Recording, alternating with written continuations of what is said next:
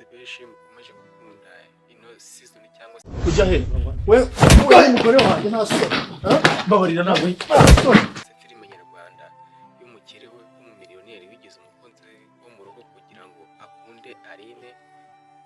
Ndakeka mwese mukomeje kubikurikirana ko yamukunze ahitamo umwanzuro kwindura umukozi wo mu rugo, none agiye kubipfiramo. Ese wowe urabona bizagenda gute? Ese ubona Cedric azakira cyangwa ubona n'umukire mugenzi we azamuhitana? Andi ugiye kwandika aho ngaho muri komenti, ese urabona gute bizagenda gute?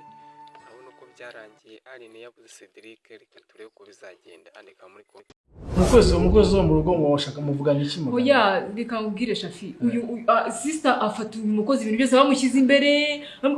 Ndebera abantu avuye kumukura amuzanye hano. Ese buretse gatoya buti umusuzugura ntabwo ushobora kubaha umuntu urusha ubushobozi. Ntuzongere kujya n'imbwa mu bantu. Imbwa zigira aho zibarizwa, aho zirira, aho zinywera n'akazi kazo.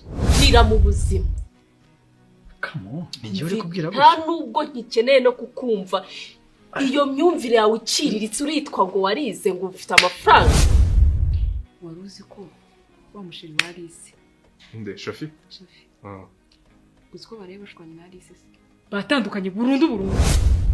Naragukunze. Kandi ntabwo byoroshye. Reba hano Cedric. Ngiye nanjye bimaranye iminsi. Nibyo.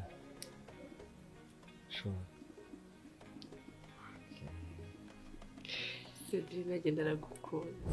Ibaze ko Alice ari gukundana na Cedric. Narakorohereje genda uzinga ikintu nangahe nari nkugezemo kwanza. Nangahe.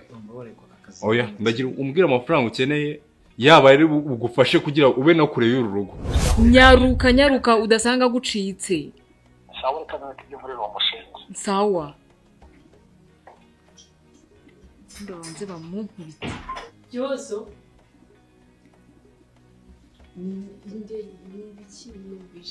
Inde wamwirukanye. Kujya he we umugore wanjye nta soni babarira ntabwo